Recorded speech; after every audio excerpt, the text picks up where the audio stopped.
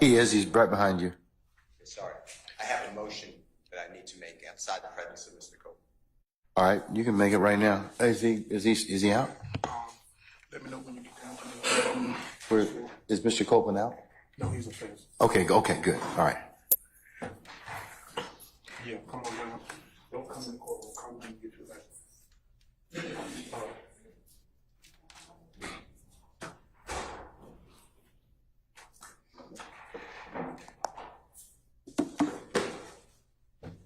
Thank you. Go ahead.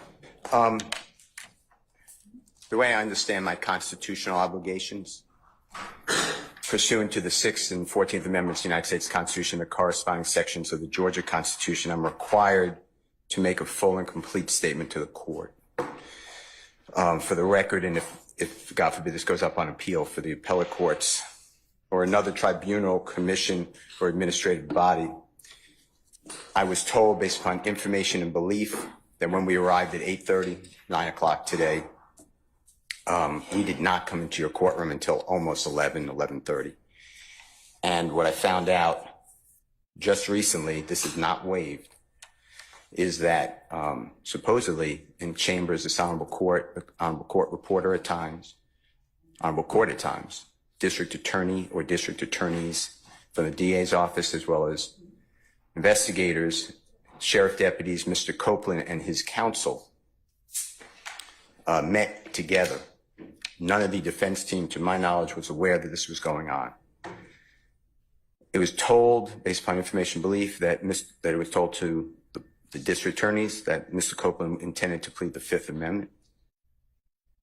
Then I was told, based upon information belief, that Adrian Love, the lawyer for Mr. Copeland, and this court were together, and Ms. Love made representations that John Melnick supposedly spoke with some attorneys for the accused and wrote an email to Ms. Love, to Adrian Love, stating that Mr. Melnick does not represent the witness, and that Mr. Melnick wrote an email saying F you, and then somehow that email was CC'd to me. That never... Mr. Steele, can I interrupt you for just a second?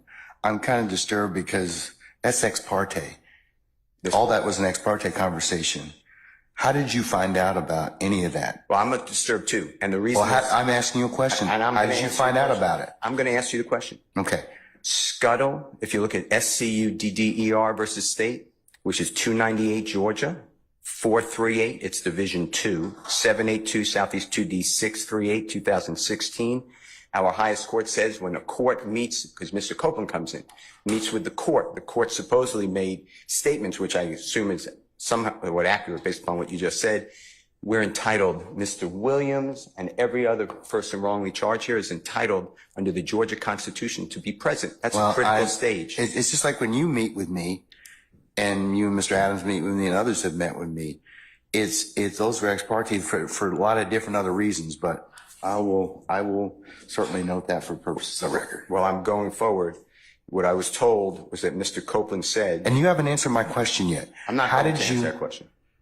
You're not? No, I will not answer that question. Why will you not answer that question? Because I want to make sure that what I say is accurate, and I'm not trying to... No. I'm asking you, how did you get this information? I'm not telling the court. What I'm saying is based upon information... Okay, well, listen, if you don't tell me how you got this information, then you and I are going to have some problems. We can have his... I have problems right now. Okay, I know. Look, I don't want to know about your problems, okay, at this point in time.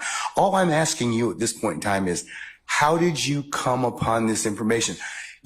Look, if the case gets reviewed, the record's going to be available for our appellate court and for whatever reason. But it's disturbing that how somehow you have surreptitiously gotten information in regards to the court's private ex parte conversation with a party. I mean, yes. A witness who was sworn in Friday, the court's telling, this is what I was told. If this is not true, not true. This court handed Mr. Copeland. Tell me how you got the information. Listen, whatever you want to do. Tell me how you got the information, then we can go ahead and go forward. I'm not going to say that. What I'm going to say is this. I was told, and I hope this concerns the court. It concerns me that you have proprietary information. Why is it proprietary? Or information that you should not be having that was ex parte. Why? With a party Why? State of Georgia. How about the witness?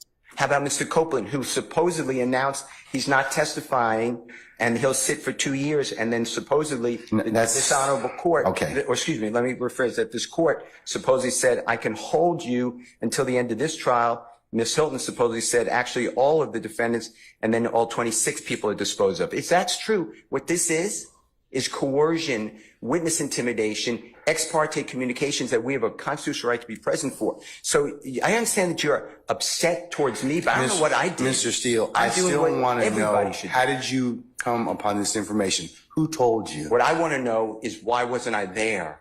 Why? Sir, I'm going to hold you in contempt if you don't tell me who tell me who this information was from. I don't want to be held in contempt. Well, I'm not answering that question. That's attorney-client privilege information. I am not answering attorney-client privilege. Unless you were in my chambers, that's the only way you can figure out. I tell you what, I'm going to give you 5 minutes. If you don't tell me if you don't tell me who it is, I'm going to put you in, I'm going to put you in contempt, because that is not attorney-client privilege. Attorney work product privilege. I am not. How did you get that information supposedly from my chambers? Did somebody tell you? I'm not. You should have told me. You got 5 minutes. Well, I don't need it. I want to continue. You got 5 minutes? This is what I was told. Mr. Copeland made statements that he admitted to killing Donovan Thomas and was. Don't take my notes. No. All right. Mr. Steele, before I recessed, I asked you, how did you get this information? And it is not covered by work product. There's only one way you could have gotten it. So I'm going to ask you again. And I respect that. And it gives me no joy. But as you know, Georgia Rule of Professional Conduct, please check me. Rule 1.6, comment 5 reads, and this is what I have. 1.6.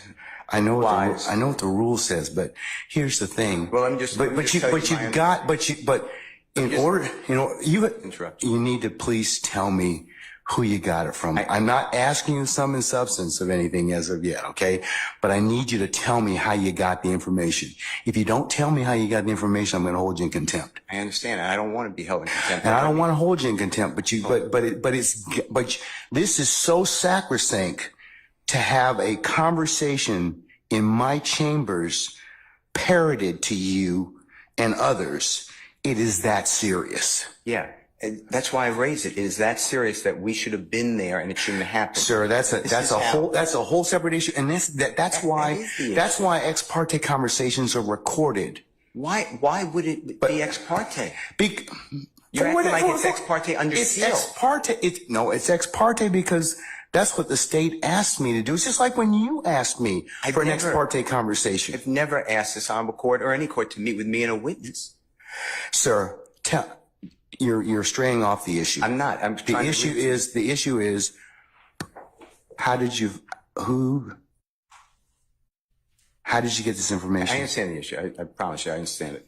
But what I'm trying to ask you is, if you look at comment 5, this is how I understand the law. You can't violate something and then use privilege. Okay? I'm not violating anything. Okay, but that's why I'm saying, how did you get information? But just listen to what I'm trying to tell you. You're threatening me with contempt. The privilege in 1.6 would occur if you were in the right place, right time to begin with. You weren't. Let me tell you, I'm just reading from it. But if I'm reading it wrong, I'm not trying to. It says 1.6 applies not merely to matters communicated in confidence by the client, but also to all information gained in the professional relationship, whatever its source. So you're asking me to break, you're ordering me, maybe, you're asking me, I'm not saying you're ordering me, but to give you information, and you're saying it's not substance, but I'm telling you I can't do that under the bar rule. All right, well, I'm going to hold you in contempt. And you can think about it. 5 o'clock today, we'll see where you are at that stand on that point. Because no, that's not what I understand the rule to be. I've not asked you sum and substance of what was said. I asked you how you got it. I can't do that. Yes, you can, because I have an idea how you got it. Well, your idea. I have an idea how you got it, but that's improper, sir. Your idea may be wrong, and you're asking me to listen. I told you the first time. And I'm not going to breach that confidence. I don't want to hold you in contempt, but this is that serious. Judge, You cannot eavesdrop and get information that was not meant for you to hear at that particular point in time. Judge, listen, I'll do whatever you want to 5 o'clock or thereafter. But what I'm trying to tell you is, Your Honor, this is so serious to me. We need a hearing, and I'm moving for a mistrial. It is my understanding, based upon information belief, From that whom? part of it. From whom? Well, I'd like to get the substance first, and then we can Okay, talk well, then you'll be in custody until then, because because you need to tell me how you got the information. I'm not asking you what was said. You've already kind of given us some snippets of what you said. That tells me that somebody parroted that information to you. So, But you're assuming something because I told you already. well, then, other than if you were sitting, unless you were sitting in there with a recorder, or Miss Love or Miss Hilton, or one of the deputies gave you that information, or Miss Weaver shot you a rough copy of the transcript, there's only one other person that's left.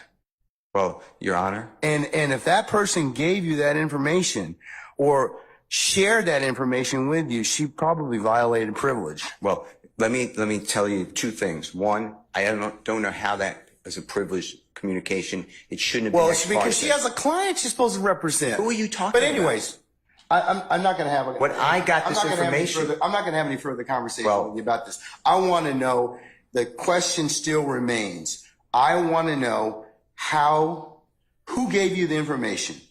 I'd like to know what information happened outside our presence. That's really it. He can go into custody at this point in time. I think that the court needs to again declare a mistrial based upon... Okay, and I'm going to deny your motion. I'm going to deny your motion. I understand that you spoke with a witness outside our presence. And whenever, yes, I had an ex-parte conversation, which is appropriate. And you influenced the witness based upon information belief, and I'd like to have that all on the record. All right. I mean, I don't know why that's so hard to do. If nothing happened bad, that's fine.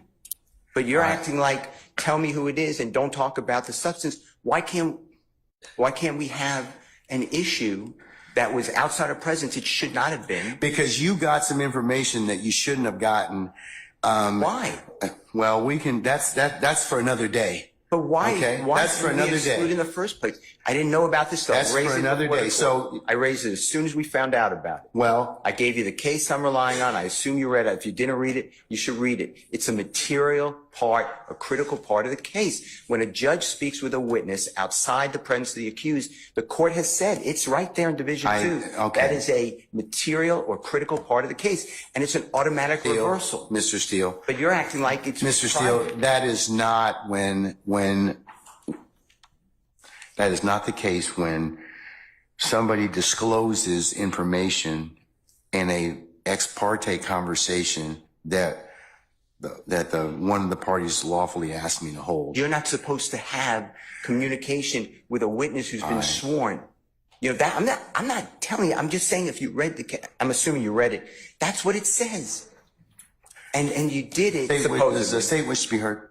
You said it supposedly. Yes, Your Honor. And what I'm trying to get to is why did that happen outside of presence? And I need to have I'm respectfully requesting the transcript that you mentioned to be given to us so we could really understand it. And then anything that was not on the transcript, if anything, that we understand what happened outside our presence. Okay. And now you have put it where somehow I have to reveal, and I told you the first time, I'd be breaching 1.6. And I know you're assuming something. I don't think you're breaching 1.6. You can't hide behind 1.6. I'm not hiding behind anything. You can't hide behind, yeah, but the thing is, I think you got this information, somebody disclosed it to you, and that's the only way you could have gotten it. What I got. Because unless you're sitting there, you're eavesdropping. So you can't use something ordinarily that you had no business getting to begin with, and then stand on, well, hey, we didn't give you the information, or that a party didn't give you the information. So, Your Honor, but that's the issue, isn't it? well, why aren't we that leads to be told. But right now, we don't know Mr. Steele. why we were excluded from that. Mr. Steele, and I want that information because Mr. Williams' constitutional right under the Georgia Constitution. Just stop at this point in time, because Article 1, because you've already said that. You've already said Georgia that. Constitution, and we have the right to be present. All right, Mr. And we're not waiving anything. Yes, madam. Ms. Lowe?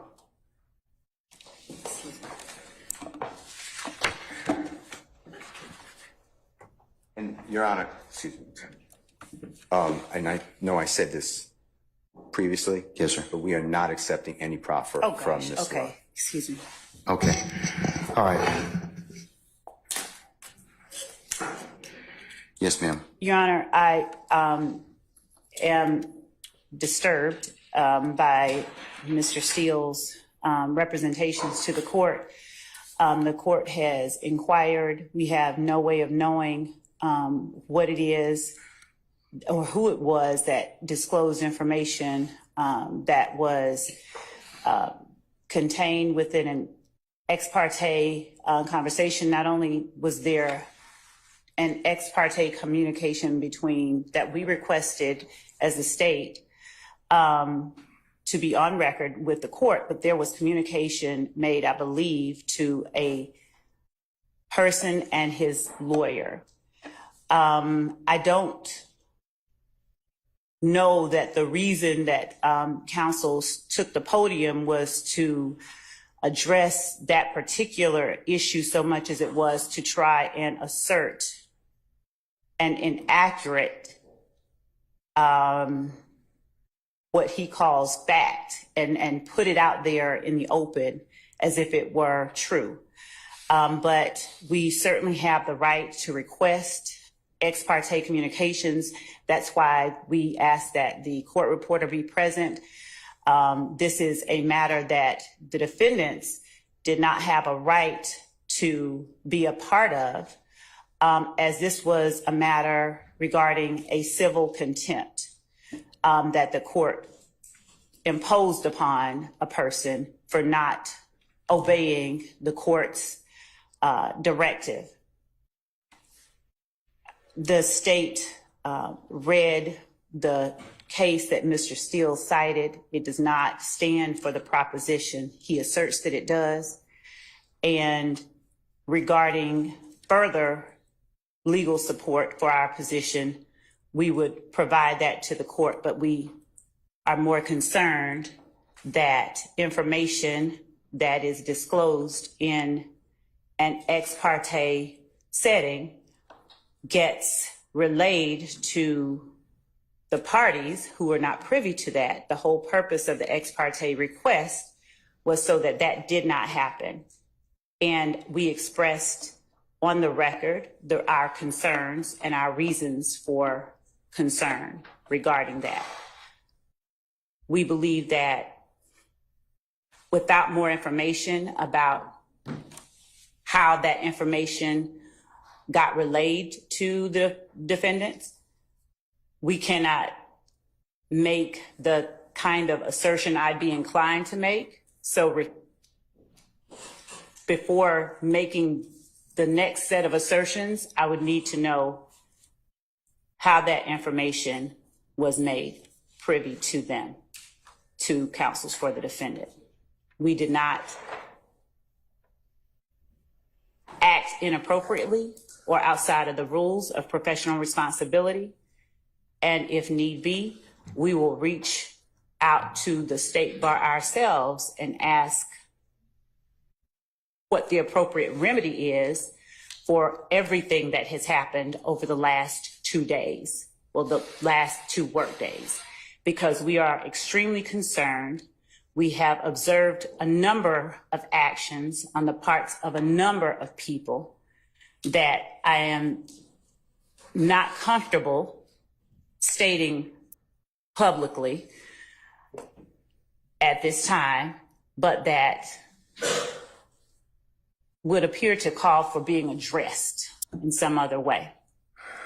So as to Mr. Steele's request, I guess it was for a mistrial. I'm not even certain what all that was.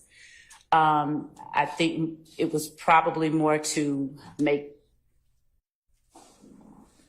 inaccurate assertions on the record public to whomever was within listening shot of his voice. And we would ask that the court strike everything that he said from the time he stood up and started talking after the court asked him where it was that he obtained the information that was made privy in counsel for this court. All right.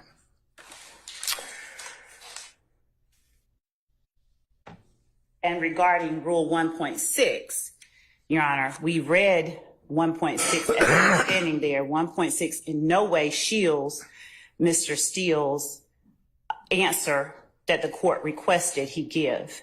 Rule 1.6 has to do with attorney-client privilege, and that is information that Mr. Steele obtained from his client regarding whatever matters.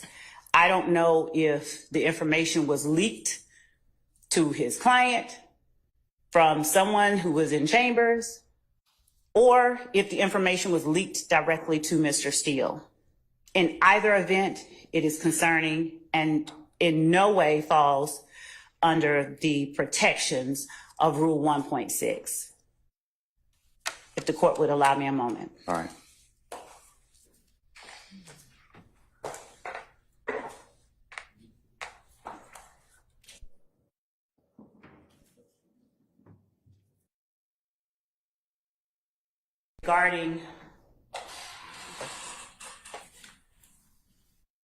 Regarding further appropriate remedies, Your Honor, we would ask the court for an opportunity to further look into appropriate remedies for circumstances such as this, apart from what the court has already said, because it's grave enough when information is leaked from within the court's chambers regarding a matter that has been requested as ex parte, and we would ask for the opportunity to present to the court additional appropriate remedies that we believe are available. All right. Your Honor. Have you heard? Sure. And Your Honor, also, unless it's Mr. Adams representing Mr. Steele in the capacity as someone who has been held in contempt, Mr. Steele just argued whatever it is that they are trying to argue based on information we believe illegally obtained from the court's chambers. I represent Mr. Williams, and my statements are in regards to my representation of Mr. Williams. All right. He has two attorneys. Okay, yeah, he does, but The court, now having found Mr. Steele in contempt, if the court continues in that position, that leaves Mr. Williams represented, at least at this juncture, by myself. That puts me in a position of making sure the court is aware that I'm in receipt of the same information that Mr. Steele received. I'm of the same opinion that the court is engaged in behavior that I believe compromises and corrupts the continuation of this trial.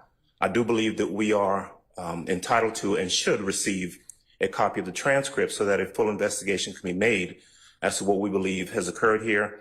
And so I take the same position as Mr. Steele. I am asking for a mistrial, as he did previously, and I'm telling the court that I do not believe that we can proceed at this point based upon the information that we've received. all right. So, And frankly, I don't believe the state has any say in that. My statements are in regards to my representation of Mr. Williams, and if Mr. Steele is going to be held in contempt, I have exactly the same position. I also do not. well, believe I asked him, so I didn't ask you. Yeah. So, but I'll leave it at that. Okay. Have you heard, Your Honor?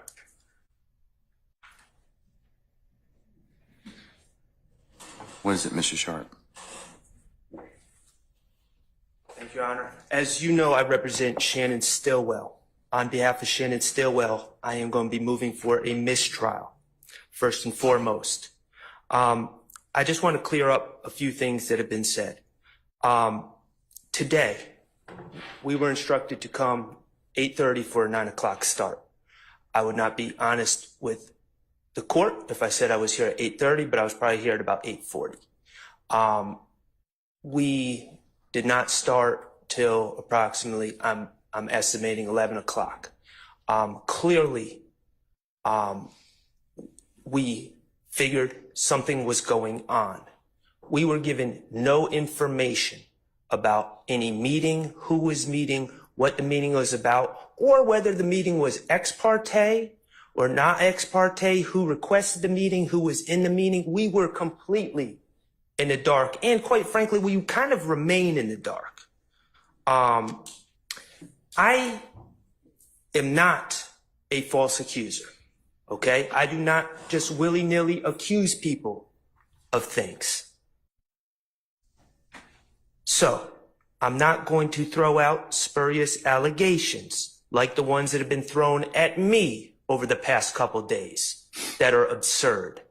But I will say, Your Honor, what I do know is just based on what we've heard over the last 20 minutes, it appears there was a meeting that I knew nothing about that involved Your Honor, the district attorneys, and a witness who had been sworn in. My client was not given an opportunity to be present at this critical stage. This was a critical stage in this trial. That error is a foundational structural error in this case, and it is the cause for an immediate mistrial. Additionally, Your Honor, I believe that this meeting, again, I'm going to ask for the transcript and I'm going to ask for the recordings as well, should they exist. But I believe that this meeting with a witness without us present may have made the district attorneys and or Your Honor a witness to this in this case, a material witness in this case.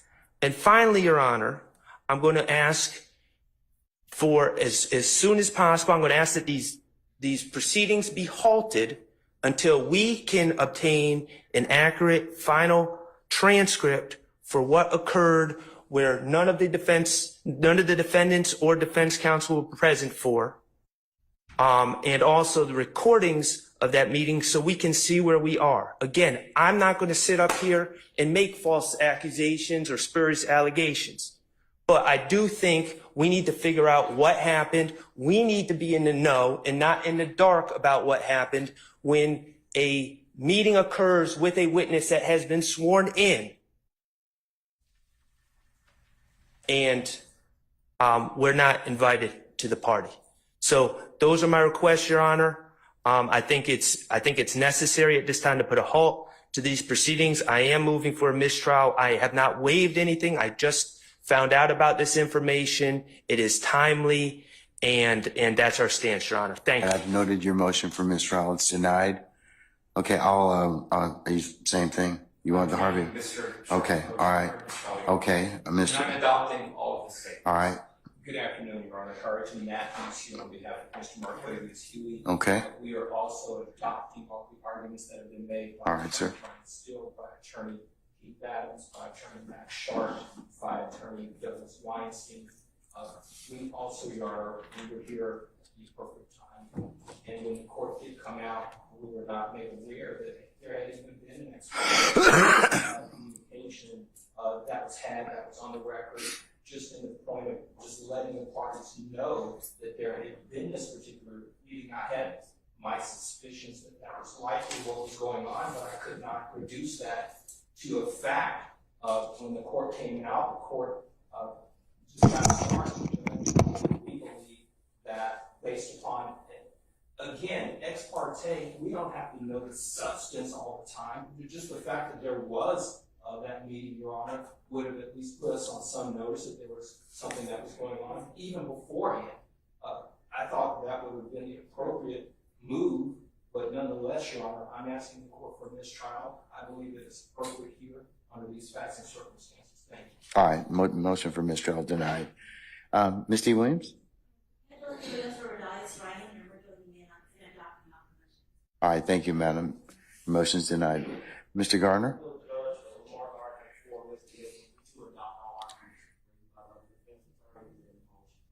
Okay, so noted. All right. Okay, Mr. Steele, last time. Who told you? All right, Mr. Steele's in custody. And once he clears the area, we'll go ahead and get started. If by that point we'll get started, resume the trial, Your Honor. Yeah, we're going to continue. I'm not calling nothing. I'm not going to participate in the trial without about Mr. Steele and You don't have that luxury at this point in time, sir. You don't. You don't. without the court addressing, You don't have that luxury. You don't have that luxury at this point in time. You don't. without the court addressing the issue that we believe is germane. Sir, you all are really getting yourselves cross purposes at this point in time.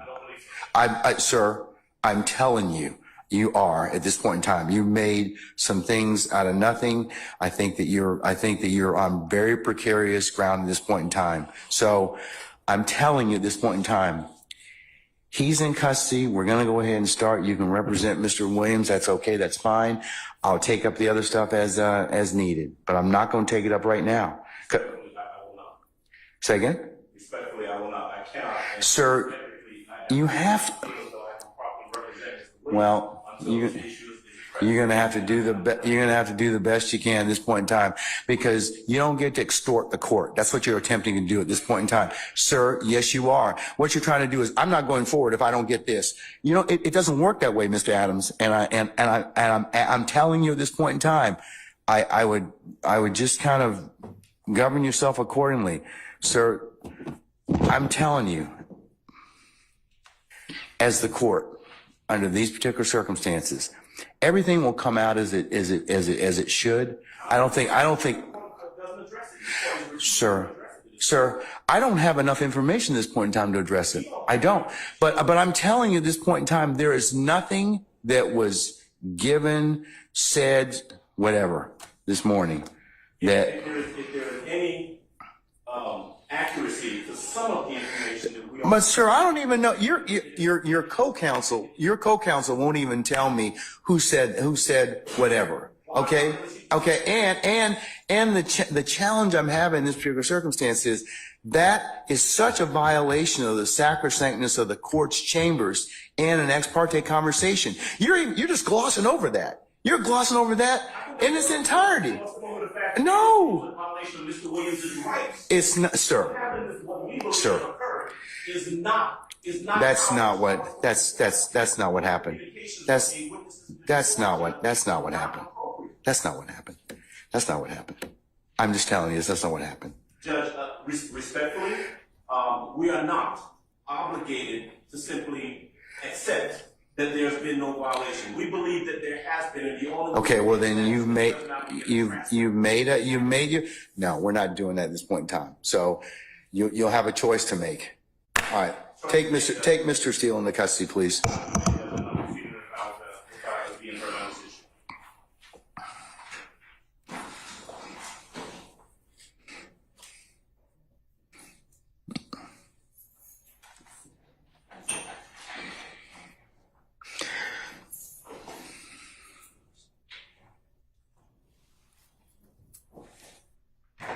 Your Honor, would the court afford me one moment to confer with counsel regarding the appropriate remedy in this type of situation? Okay, all right.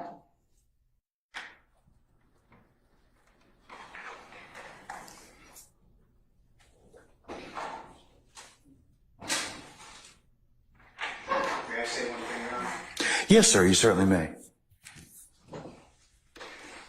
Mr. Williams does not wish to go forward without me being here. You are removing me against his will, my will. You're taking away his right to counsel. And you're conducting material parts of this trial without me present, and I can't learn about it by watching online. So for that reason, additionally, I asked for a mistrial. And I assume you deny, but I'd like you to deny our motions for mistrial. You denied the other people. I've denied your motion, but I'll certainly take that under advisement, sir.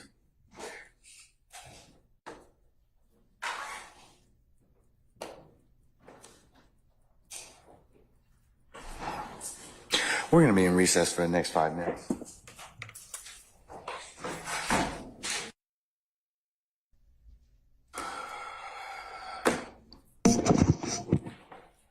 All right.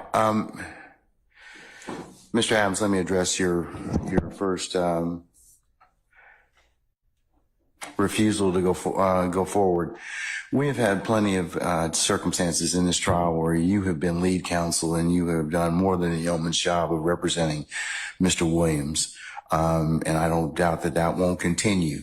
So you don't get to have your entire defense team here, you certainly get competent counsel, which the court finds that you are in this particular circumstance. And an appellate court will review my decision for abuse of discretion. So I'm going to direct that you continue to represent Mr. Williams. You can consult with Mr. Steele. Any breaks or anything such as that, I'll allow you to do that and continue to do that. But Mr. Steele put himself in this particular position in terms of all these. I'm not asking him for any other, or you for any other information that might be privileged or any other conversations, but I need to know who told you, because that then drives other things the court needs to probably do. So he's the reason as to why we're here in this particular circumstance. So if you or he or want to disclose to me who told you that, I'll be more than happy to reconsider. I know Mrs. Steele will not. I also will not. And I respect this court. I respect that the court has to do whatever is appropriate. But I would ask that the court also respect my representation of Mr. Williams and standing for him when we believe that there's been a violation that affects his right to a fair trial. And we believe that that is the position that we're in. And I would respectfully decline the court's order of continue forward. Your Honor, may I Sure. address the court? Thank you. Your Honor, there are two things at issue here. And one of them, Your Honor, is that... Can I ask of the court how it is that the state has any position in this particular conversation between the court and myself? Before we recessed, Ms. Love said that she was going to research this ethical issue because it is an ethical one. So just much like you could add to it, I'm asking the state if they wish to add to that as well, sir. Okay? Thank you, Your Honor. Your Honor, we believe that there are two matters at issue here. One, obviously, is Mr. Williams' right to counsel of his choice during the trial of the case. We believe that the court has the discretion to fashion any remedy, any punitive remedy for contempt that it chooses. We would ask that the court fashion a punishment for the contempt that affords Mr. Williams the right during these proceedings while court is in session to both counsel for both of his counsels. For Mr. Steele to be present in the courtroom, he can still be held in contempt. But for Mr. Williams to have representation of both Mr. Steele and Mr. Adams while court is in session, and that the court's remedy does not affect his ability to have his counsel of choice represent him during this trial. We believe that it will need that so far this issue alone has needlessly delayed the trial of the case, and we believe that it may be in someone's best interest and in others not in their best interest for that delay to continue. So we would ask that the court, notwithstanding the finding of contempt, allow both Mr. Williams, Mr. Steele, and Mr. Adams to be present while these proceedings are going on and while court is in session. I think that would be appropriate under the circumstances. And Mr. Steele, certainly I can inquire about before the end of the day if he wishes to disclose that information that I've asked him,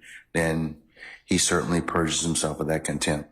So yes, that's fine. We'll go ahead and do that. And the second thing that I wanted to put on the record is that there was no substantive communication with any witness in this case outside the presence of any counsel for the defendants or any defendants in this courtroom.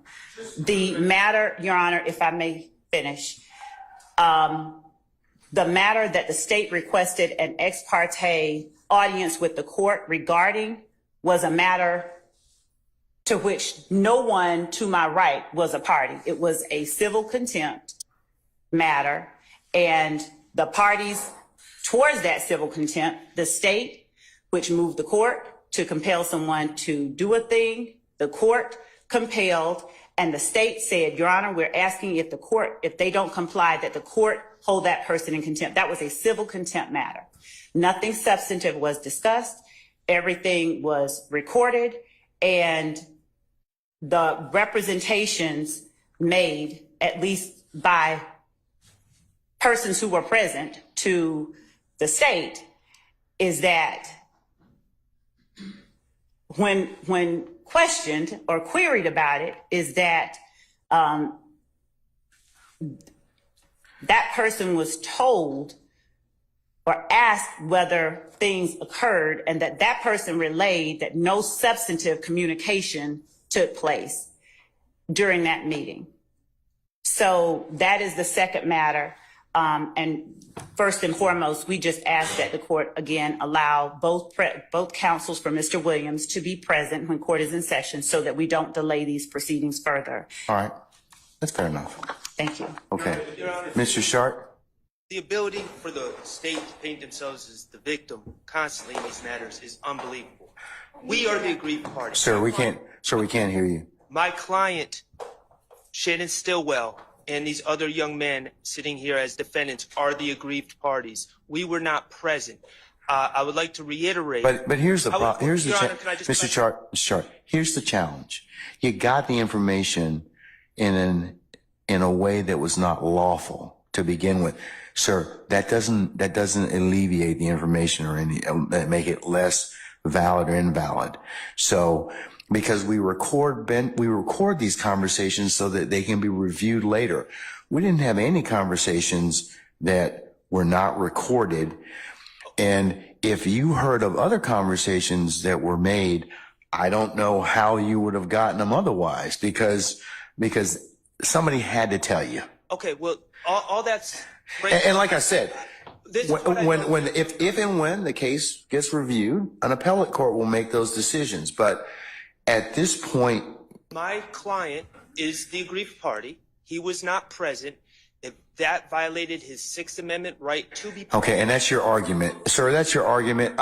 That's your argument. One other thing, Your Honor. That's your argument. All I'm asking for is some sunlight to come over these proceedings. Sir, this is not an open meeting. This is not a sunlight situation. Release the transcript and then we can see, because we do not accept Ms. Love's representation. Okay, you don't accept the court's representation? I'm telling you. Like the transcript. I'm telling you at this point in time, when the case is reviewed on appeal, if I am wrong, then certainly the appellate court can tell me, and certainly there are other bodies in Georgia that certainly my conduct can be reviewed by. But at this point, I'm telling you that's the sum and substance of it.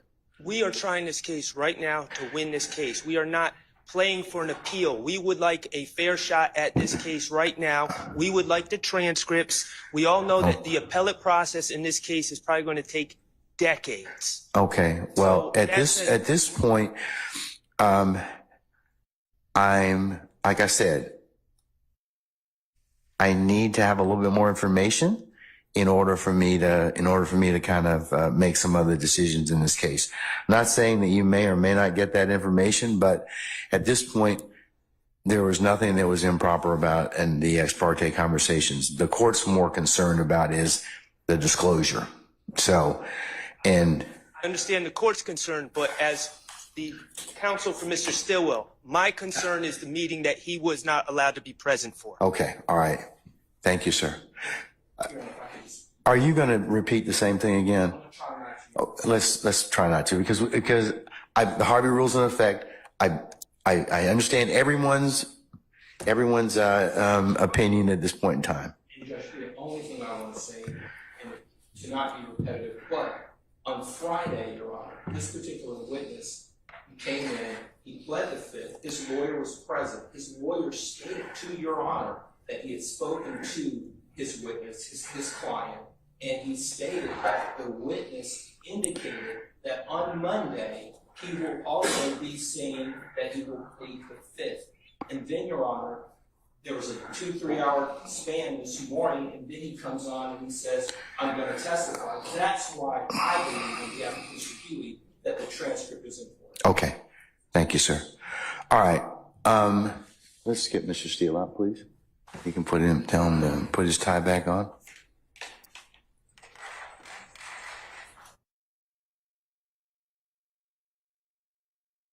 In the interest of your representation, continued representation of Mr. Williams, is been brought to court suggestion that you be here until when we've in all open sessions of court and until we finish for the day. So I'm still going to hold you in contempt. You can purge that contempt by just telling me who it is that told you this information. That's all I need to know. But at the end of today, I'll ask you that question again today. We did not take up any business in your absence, other than Mr. Adams eloquently saying that he was not going to go forward without having you present with him. So, and him not wanting to divulge who the information came from either. So, with that, sir, we're going to go ahead and continue. All right. Ask a question. Yes, sir. Did the court order the transcript that we can see it and have a hearing and call witnesses? No, I'm not gonna order the transcript as of yet, because if the case should be reviewed, the appellate court will have that particular ability to do that. I don't believe at this point in time it is the court's understanding of the ex parte conversation that the disclosure is the more troublesome remedy. If I did something wrong, then certainly that can be reviewed. But I'm not at this point in time going to release any of the transcript in terms of what may be disclosed or that was said in Chambers ex parte at this point. Well, I was told based upon information and belief that it would affect this witness's testimony in front of the jury, because I was told based upon information and belief that depending upon how the day goes, he may go home or not, depending upon his testimony. I'd like to know what that's about. I don't know, Mr. Steele. I don't know. I mean, that's why I would like to know who it is that told you or disclosed this information from Chambers, because I don't know if this person even had, if that conversation was even had within my presence or hearing. I don't. So I would like to have a hearing with the court as a witness, with the DAs as a witness, with the deputies as a witness, with Mr. Copeland as a witness, with his counsel as a witness, court reporter, transcript. And Judge, I'm not trying to be harmful. Mr. Steele, I think that you're running a very thin professional responsibility line. I don't think you have cover at this point in time. I think you're blowing your coverage at this point, because I do think that somebody told you some things that violate privilege. What privilege? Attorney-client privilege. So, I mean, but that's beside the point at this point in time. We're not going to argue about that right now. I just need, the way you purge your contempt is that you just tell me who told you this. I'm not asking you what was said. But you're indicating what was said. Yes. I want to know who told it to you. And I'm making it based upon information. But I need to know who it is, because that's critical for the court taking remedial steps at this point in time. You're holding me in contempt. No. Yeah, I'm holding you in contempt because you won't tell me who. How could something, I'm not trying to be obstruction, but how could something be attorney-client privilege if it happened before the court? Well, because if somebody's a represented party and they disclose the information that to you all as parties in this case, that could be a problem. That could be a problem. I don't. I mean, like I said, I don't know what was said to you. I don't. I'm trying to get out. That's improper at this point in time. Why? Because you are telling the court conversations that you are privy to in my chambers that I know you weren't present. But the court was present. That's what I'm trying to say. That doesn't make a difference, but you got information that you shouldn't have had. And then you turn around and you say, well, the court did something wrong and that we should be entitled to have the transcript. You all have contorted and perverted that particular process. You really have. What I said was it is a material part of the trial. It's not, well. Has a right to be at, and I'd like to exercise. It would be just like if you all in the past have had ex parte conversations with the court. And I won't say about for what. You and Mr. Adams and others.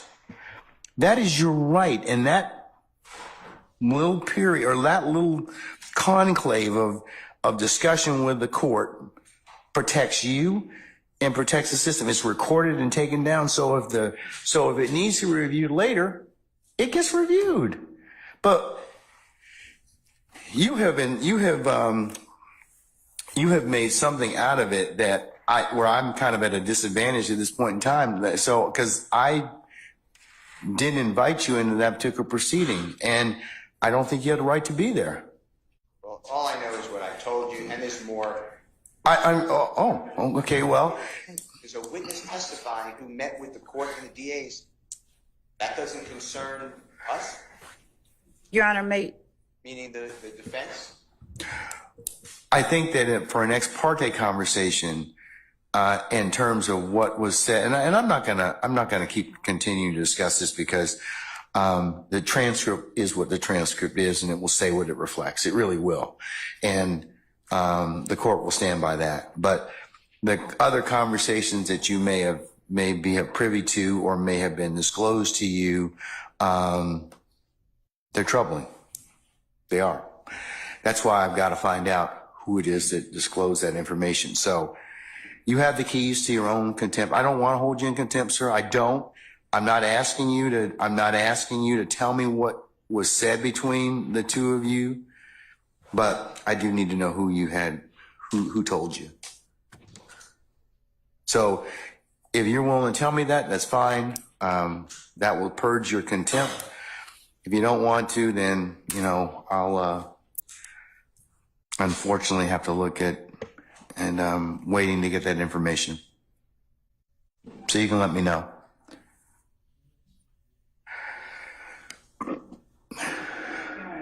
Did the court put this in order? In terms of what, sir? I suppose contempt. It's criminal contempt.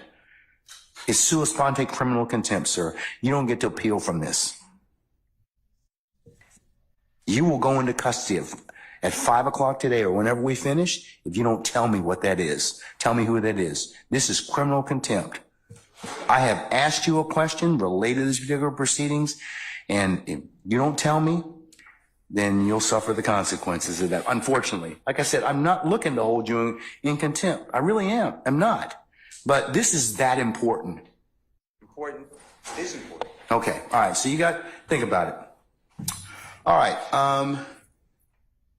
Can I just, last thing, going forward, is over objection, because I believe that we're entitled to these information, especially with this witness. All right, sir. I'll note your objection. It'll be a continuing objection for the time being. And I may make some other remedies depending upon what information I find later. Okay? And All right. on behalf of Mr. Stillwell, I'm going to review Our Brady demand for any Brady material Yes, sir. that came out from any conversations with Mr. Copeland, between Mr. Copeland and the district Yes, sir. attorney's office this morning. All right. That order, I'll go ahead and sign it, and I'll also make a copy of it as the next court's exhibit in order, and we'll e-file it this evening, okay? All right.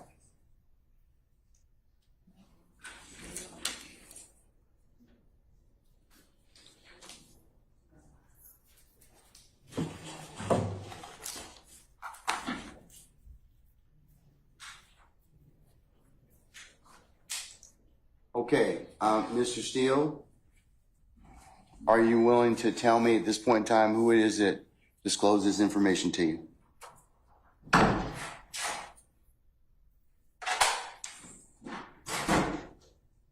Unbeknownst to me, Gactyl is here, but they're not being allowed into your courtroom. I presume they're outside. So I'll wait on them to come in. I'm asking you, sir, because the contempt is for you. It's not to the Georgia Association of Criminal Defense Lawyers. Well, I didn't call, but I. Okay, and that's, Let me just finish. okay. Because you said to me that you figured out somebody told me this information, and you somehow said that it's privilege, which I can't imagine, or I eavesdropped. So to me, eavesdropping is a Title 16 crime. So they brought down lawyers. The lawyers are not allowed into your courtroom. It's not on. No, we just, Or they're not in your court. We just don't have any space, Mr. Steele. And plus, they're welcome to go to 8H. I mean, I told Sergeant Ingram that we can let in as many as we possibly can, that we'll fill up our benches at this point in time, that won't violate our security protocols, but that 8H is available. And 8H then has to have right to counsel because they're here, and I'm not going to. Do you have an attorney that's here for you, sir? Sure. Ashleigh Merchant is here. She's the president. Okay, all right. We'll let Ms. Criminal Merchant in. defense. That's fine. Ashleigh Merchant. Yeah, Ashleigh Merchant. Ashleigh Merchant, yes. Right, Ashleigh Merchant is present. All right. Ms. Merchant, good to see you as usual. I have told your client, you represent Mr. Steele, is that correct? Yes. For the purposes of the contempt. I've entered the order. I've entered the contempt already. I'm entering the order. I'm about to enter the order. I've held him in contempt earlier from today's proceeding by him not telling me who it is he got this information from. I'm not asking him for any of the sum and substance of the communication. He's been disclosing that, however, and that's why I kind of want to know who told him that. So if he tells me who it is that disclosed that to him, he will be able to purge himself of that contempt, and he's done. That's the only thing I'm asking for at this point in time. If not, then as you well know, as a criminal contempt, there's no supersedeas bond, there's no appeal, and I'm going to put him in custody for this evening. And if he wishes to, which he can still purge if tonight Keith Adams emails me or you email me and tell me, well, it was X. So I'm going to give him as much flexibility to purge himself of this contempt. Only thing I want is, because of the way this information was disclosed, it is troubling to the court, and it's since it was a ex-parte communication.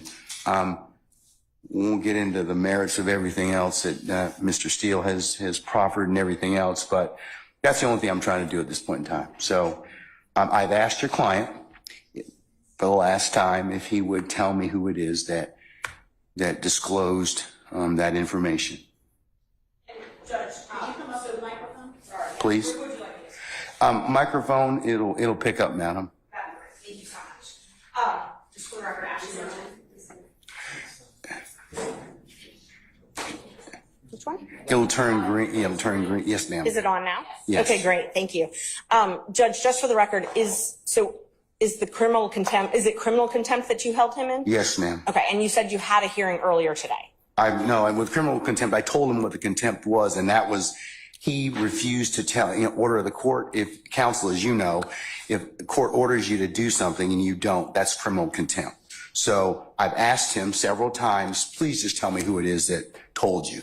I didn't ask or inquire about anything that was said. I just want to know who it was. Okay. Because he's got too much detail of this particular alleged conversation for the court to be concerned about it. So.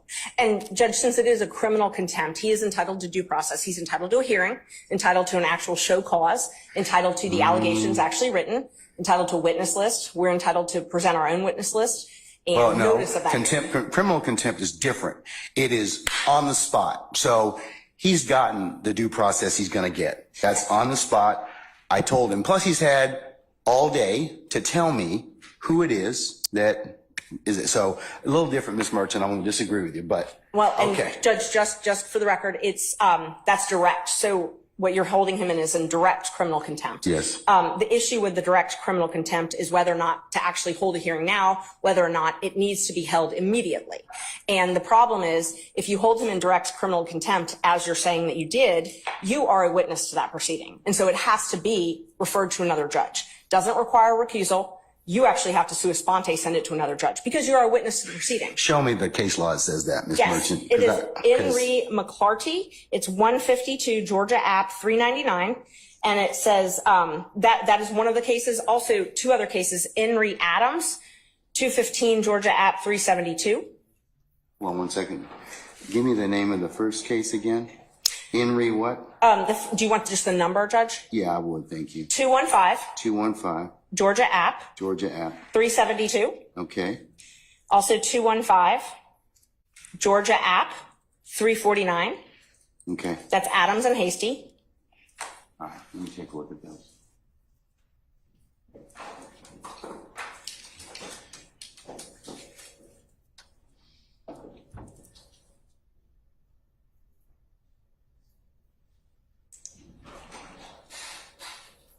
You have anything a little more current than 1994? Hasty is 94. Unfortunately, contempt of attorneys is not a common proceeding, so most of the cases are a little bit older.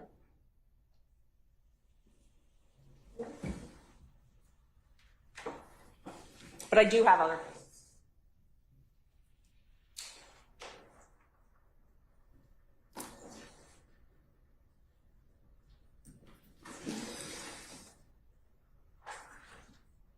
And Judge, I'm not the only one here. There's quite a few other lawyers that want to be present in the court. There's about 20, 25. The challenge is I have space allocations, as I told you. So you can, like I said, since you are representing him, that's fine. He told us, Mr. Steele told us that. Anybody else, because I have security concerns as well, and we have to vet people to come in, then they can go to 88's, and they can certainly watch the proceedings from there. Okay. And Judge, for security purposes, they're all attorneys. They're all members of the bar. I can give you all their They names. still would have to be searched and still would have to be subject to the court's protocols. And also, there's room in the jury box, and then there's room in the courtroom. So we would ask that they be I allowed to. don't want them in my jury box, okay? No. I understand.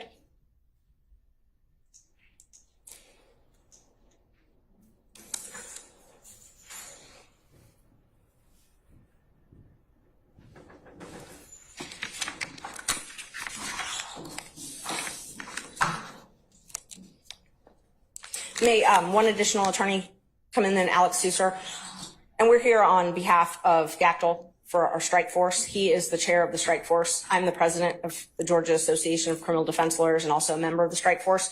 So can he come in as another attorney co-counsel? Yeah, I certainly may, sure. Great. Alex Susser. Alex Susser. Thank you, Judge.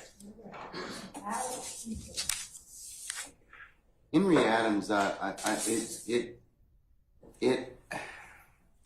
has two issues. One is the motion for disqualification, okay, and that's and I think the judge went ahead and did some other things that caused there to be that issue presented. So I don't think Adam. I'm gonna take a look at the other case. That was Henry Adams. That was 215 Georgia 372. I'm gonna Yes. look at the other case just a second. And there's several others when you're ready.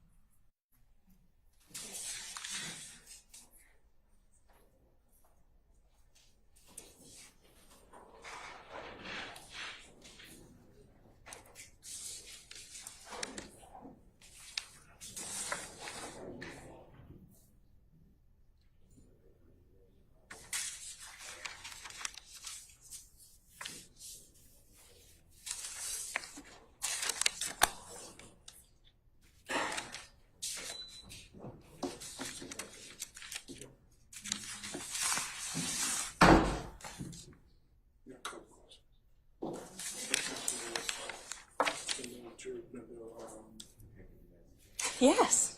It may be one I have too.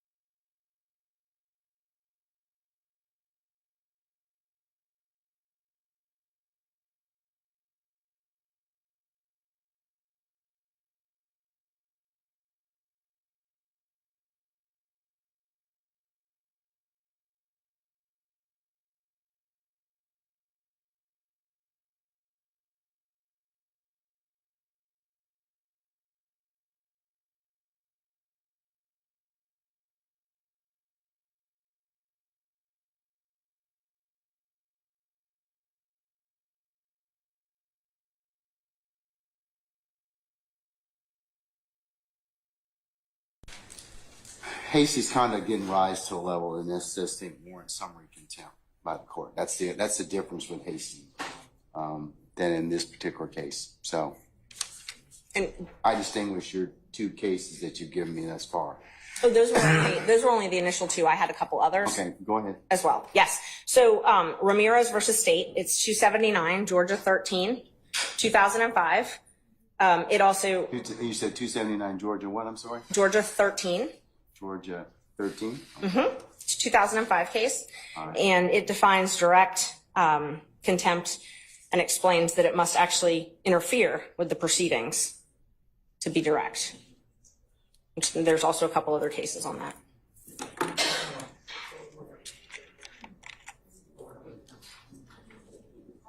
See, but you all are covering under, let me see. I'm sorry, Judge? Hold on. Just a second. Pardon me.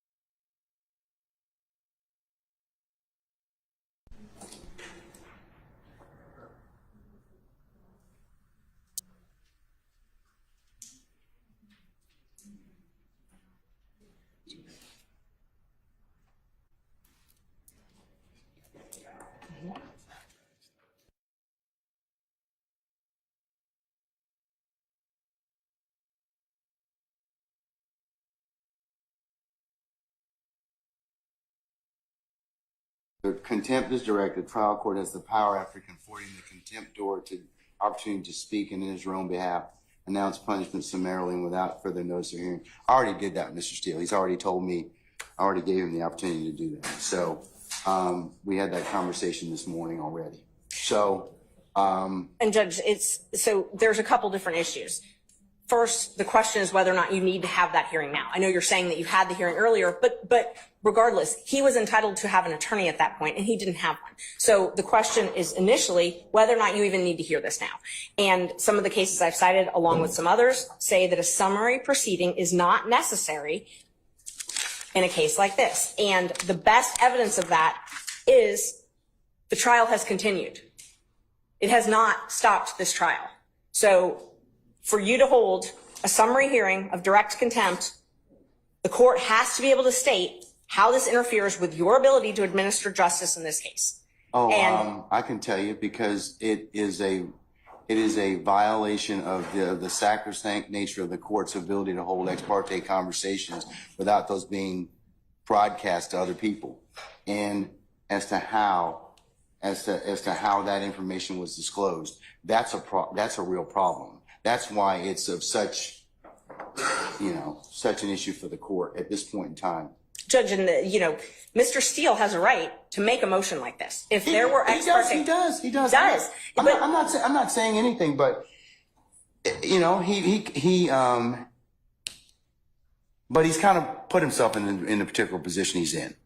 No, Judge, I don't agree. I believe that I'm going to disagree with you. Okay. I believe that the court has put him in that position. No, he cannot be held in the law states McClarity, which I cited to you earlier. And it's true that direct summary contempt, which arises in the presence of the court, intends to scandalize it and or hinder, obstruct the orderly process of the administration of justice. The preservation of order and decorum of the court is exempt from due process requirements of notice and hearing. That's even Moody, goes back to 1974. So I believe that Mr. Steele's, he can file whatever motions, but his particular actions in this case, I just want to know who told him this. That's all. I'm not asking him to release or otherwise tell any conversations, but I just want him to tell me that. And Judge, so that's what you want, but that does not conflate to a contempt. Your desire for him to answer your question does not mean that you have the power to hold him in So contempt. you can come into court, Mr. Merchant, and not answer a question of the court and not be held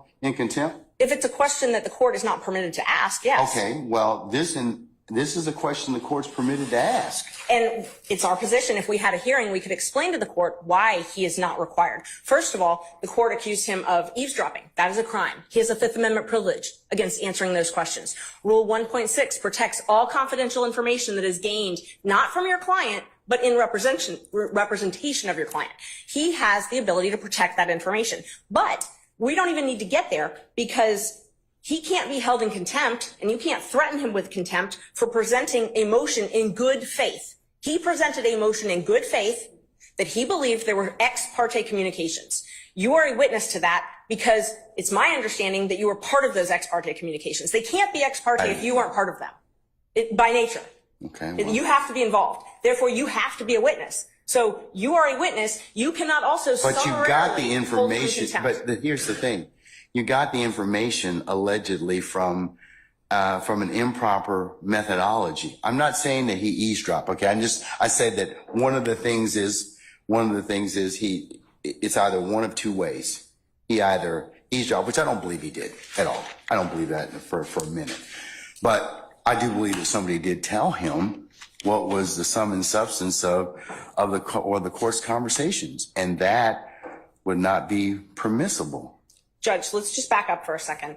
He makes a motion because he has reason to believe that there were ex parte communications made. The court has a duty, if there are ex parte communications made, to alert counsel. He shouldn't have had to learn it from wherever he learned I it. think that he caused that particular circumstance. I think that he had a conversation with somebody and he got some information that he shouldn't have had to begin with. So, Ms. Merchant, I'm of the opinion I'm going to stand on my ruling at this point in time. I'm going to hold him in contempt. So at this point in time, is there anything else you want to tell me? Yes, Judge, there's quite a few other things. So first of all, we would ask for you to be recused from this case because you are a witness necessarily. It cannot be an ex parte proceeding without you being a witness to this. So you are a witness to this proceeding. Therefore, yes, to the contempt. To the contempt. You are a witness to the contempt. So you have now, and if it's criminal, which is what you're saying it is, Mr. Steele is entitled to all the same due process rights that Mr. Williams and every other defendant in this courtroom is entitled to. He's entitled to those. One of those is to have a fair and neutral judge decide his case. One of those is to have a judge who is not also a witness in the proceeding deciding whether or not he's in contempt. This needs to be heard by a different judge.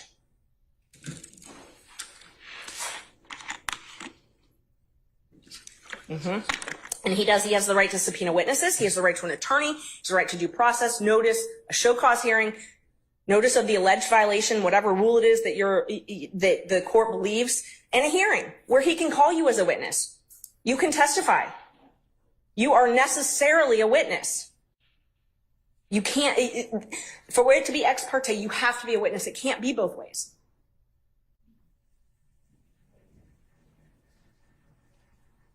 I'll let an appellate court decide that. So, anything else? No, we'll file a notice of appeal. Okay. And we need to have the order reduced in writing as well. I'm going to do that right now. I will state for the record at this point in time that Mr. Steele has in fact, or has filed, and I will note this as part for the record in this case.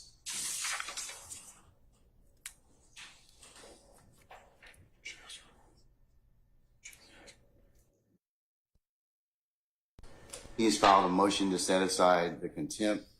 He's filed a motion for a supersedis bond, and he's filed a notice of appeal, all of which I will include as the next court's exhibit in order. But I'm reducing the contempt to writing. And I mentioned earlier, he can purge himself of the contempt just by telling me who it was, and he can do that this evening. He can do it right now. He can do it at any point in time. If not, I'll revisit the circumstance on Friday. And Judge, we would ask that you grant the bond. At this point, grant him a bond on that issue. You don't get a supersedis bond on a criminal contempt, though. You can grant him a bond. No, you don't get one on that one. The civil is the one that you can hold him until he complies with the order. And I'm sorry, I think in Just the case law on that is in Ray Hughes. Hold on. Right.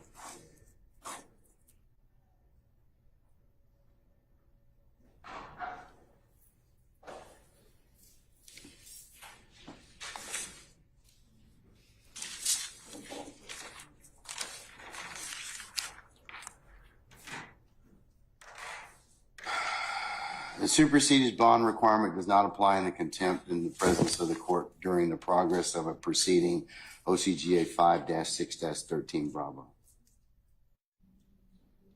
So you don't get a supersedious on that, on a criminal contempt, respectfully. So Judge, just to clarify, it's your ruling that this is a criminal contempt that Mr. Steele has committed, not a civil indirect contempt. That's correct. The judge, and that's the reason I'm asking is because the N. Ray Hughes case, which is a 2009 Court of Appeals case, 268, Georgia Appeals 66, lays out the distinction, as does the Ramirez case. There's a case that, in fact,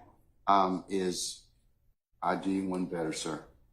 In fact, there is a recent pronouncement out of our appellate courts. Well, Judge, I think I'm addressing a slightly different point of It law. is. Hold on, sir. One second.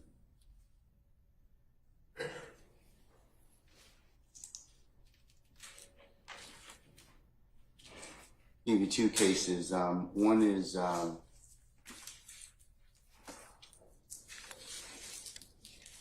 it's Untema. It's UNTEMA versus Smith, and that's 371 Georgia Appeals 19.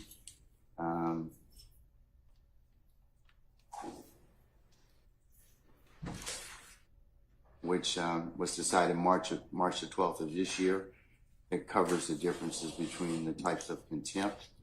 And then there's another case that I'd invite your attention to, and that is Henry Syverson. It's SYVERTSON, and that is 368 Georgia Appeals, Georgia App, I should say, 865. And that was decided July 31st of last year. And Judge, I'd just like to point two things out. The statute that you were citing about the supersedious, it only says it's not mandatory. You still have discretion to grant him a supersedious bond. The other, I'm not going to grant him a supersedious bond. and so you definitely have the discretion to grant him a supersedious bond. The other issue is if it is a criminal contempt and you are finding him guilty of criminal contempt, then we have to have a sentence imposed. Now, civil is where you get to hold him until he complies. No, criminal is where you get to impose a sentence, maximum 20 days and a $1,000 fine. So if you're going to incarcerate him under a criminal contempt, he's got to be sentenced. Well, his contempt is as long as he, when he tells me what the basis of the conversation was, who, I didn't ask what, but he tells me that, then I can certainly, he purges himself of the contempt. Then that's civil, Judge. That's civil contempt. That's civil. Judge, and that's respectfully, I would point you to In Ray Hughes, which stands for the same point of law. Civil contempts impose punishment as a means of coercing future compliance with the prior order of the court. Here, the prior order of the court presumably is that you have directed Mr. Steele to answer the question, to disclose the information as to who is his source for knowledge of this ex parte meeting that occurred earlier today. Criminal contempt imposes unconditional punishment to punish the act which has occurred in the past and cannot be purged. It is not capable of being purged, in which case what Ms. Merchant said applies, which is that there is a 20-day maximum sentence and a $1,000 fine. It is, for all intents and purposes, a misdemeanor offense, Judge, which is why the enhanced due process protections apply to that.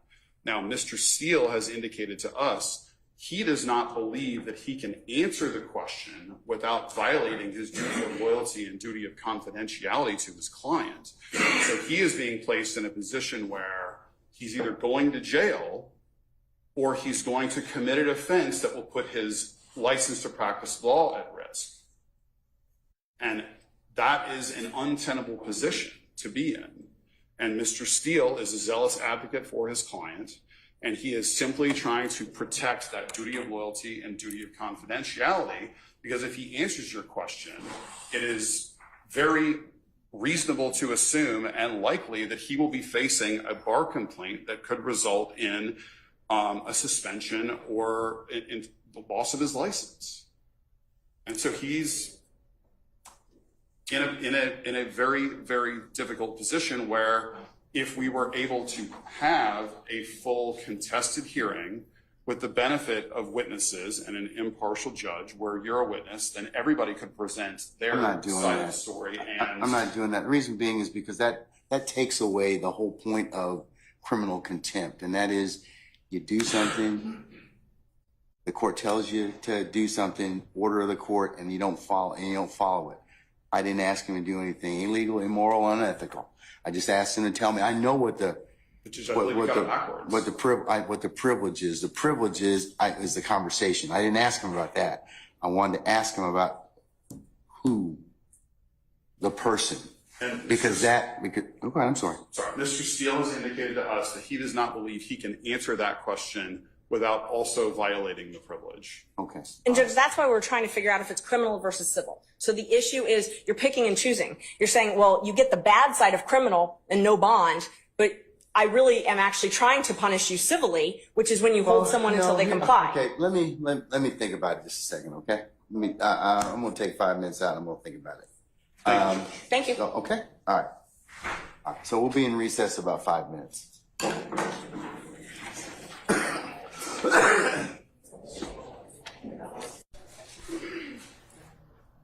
Sergeant Brown, is everybody present?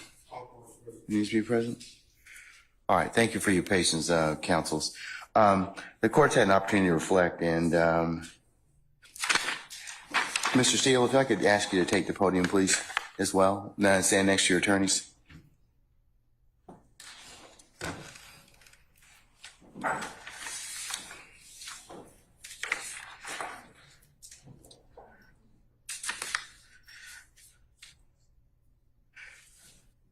Okay, Ms. Merchant, Mr. Steele, and I apologize. Susar. Mr. Susar, Judge. One more time? Susar. What? Spell your last name for us. S-U-S-O-R, Sierra, Uniform, Sierra, Oscar. You're a good man. Good man. Okay, all right. Okay. All right. Thank you, sir.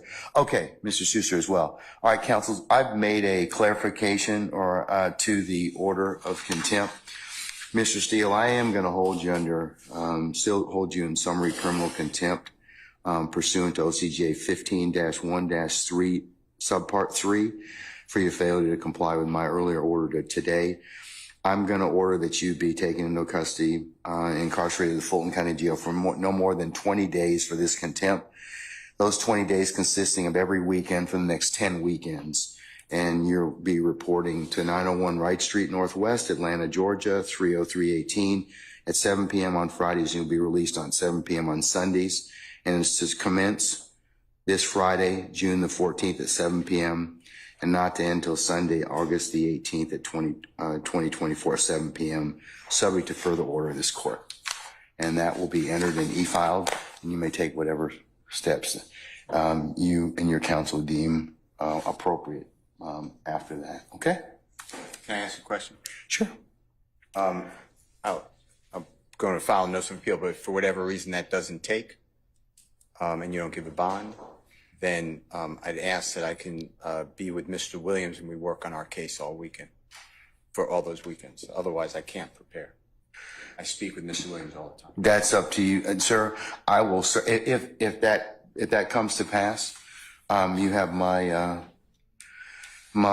support. I will talk with our sheriff, and we may be able to make that work. Okay, if that should occur. Okay. All right. Okay. All right.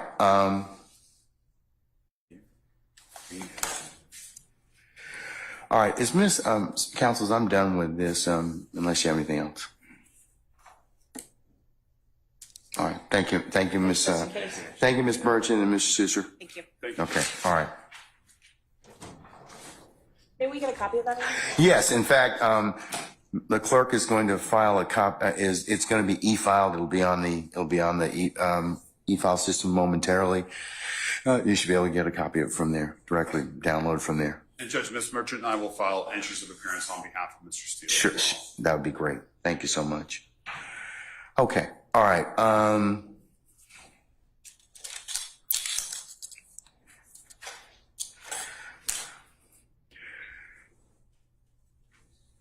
All right, State, is there anything else we need to, or any defendants, is there anything else we need to take up before tomorrow morning? Mr. Copeland is going to rejoin us tomorrow morning, so we'll continue with his testimony. Where's Ms. Bumpus? Your Honor, I have a matter. 1 second. Where's Ms. Bumpus? She hasn't been released yet. I'm not certain, and Ms. Hilton is attempting to determine her whereabouts. All right, if you could call her, Ms. Hilton. Thank you. All right, Mr. Sharp, sir? Your Honor, I have to prepare for my cross-examination of Kenneth Copeland over the next few evenings, and I would ask once again for the court to release the transcript of what occurred earlier today so that I may prepare my cross-examination. I'm not going to do that, sir. Not at this point in time, respectfully, okay? Well, Your Honor, respectfully, and if it's not released by the time that we cross-examine Mr. Copeland, our defense will be hindered. Sir, that'll be an issue you can certainly raise then and now, but I'll think about it. But at this point, I'm not inclined to release the transcript of the court's ex parte hearing because of the way it was the way it was disseminated. That's why I'm not inclined to do it. And I would also, I understand the court's ruling. I would also ask for the release of any audio tapes regarding that hearing as well. Well, the only audio tape that I know of is maintained by Miss Weaver, who tapes her proceedings in order for her to prepare a transcript. So, okay. Well, I don't know. She may not have any, but we'll see. Okay. Your Honor, good evening. Carson Matthews on behalf of Mr. Cooley. We're making that same request, Your Honor, for that transfer. We believe it potentially could contain some Brady material. Sure. Okay. All right. Unless there's anything else, counsel? I join that, and I also believe I advised the court the reason I also want for confrontation cross-examination is supposed admissions Mr. Copeland made about our case outside our presence, and based upon information and belief, the court handed Mr. Copeland allegedly the long false swearing and perjury, and if that's true, I'd like to also talk with him, if he'll talk, about how that came about. I'd like to read the transcript. So I'm joining in, but also it goes to matters that are discussed about the case based upon information and belief. Madam. Your Honor, there was no matter to which either counsel for either of the defendants was a party. There was no matter to which either defendant in this case was a party that was had or held outside this courtroom. So we would ask that the court deny what is being requested of the court, because that is something to which neither defendant is entitled. Your Honor, the witness is on the witness stand. Your Honor, the witness is on the witness stand. The witness is testifying under the Rico Act, which covers all of the defendants. It's our understanding upon information and belief that that particular witness has stated again on Friday that he was not going to testify. That today it was a different scenario, and based upon it, Your Honor, we believe that we should be entitled to that on the Brady, because we believe it's potential Brady material. All right, sure. And is covered under the Rico. He's testifying against all of these defendants under Rico. So we all are part of this witness's testimony.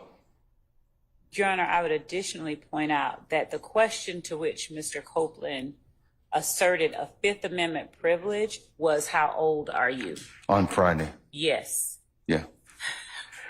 All right. I'm going to deny your motion, at this time, Mr. Matthews. Your Honor, I don't understand the state's argument that we are not a party. This gentleman was sworn in as a witness against all of our clients. He is sworn in as a witness specifically against Mr. Stillwell. Conversations with that gentleman were occurring apparently ex parte without our knowledge, without my client's presence. And I don't understand how the state with a straight face can possibly say we are not a party to matters concerning a witness sworn in trial to testify against our clients. We are certainly a party. Okay. And we were denied the right to be present. All right. Thank you, sir. I'm still going to deny it. All right. Anything else? We would ask for a copy of that transcript since it's germane to the contempt. So we will be asking for that in the court order. I assume it's this court order, since that is. Yeah, it's an ex parte matter, so you're not going to get it unless the appellate court wants to see it, if it's accepted. So, but I'm not going to give it to you at this point in time. I assume the Harvey rule applies. Yes, sir. Thank you. All right. All right. See y'all tomorrow morning, okay? 9:30 for an anticipated 10 o'clock start time? Okay, we're recessed.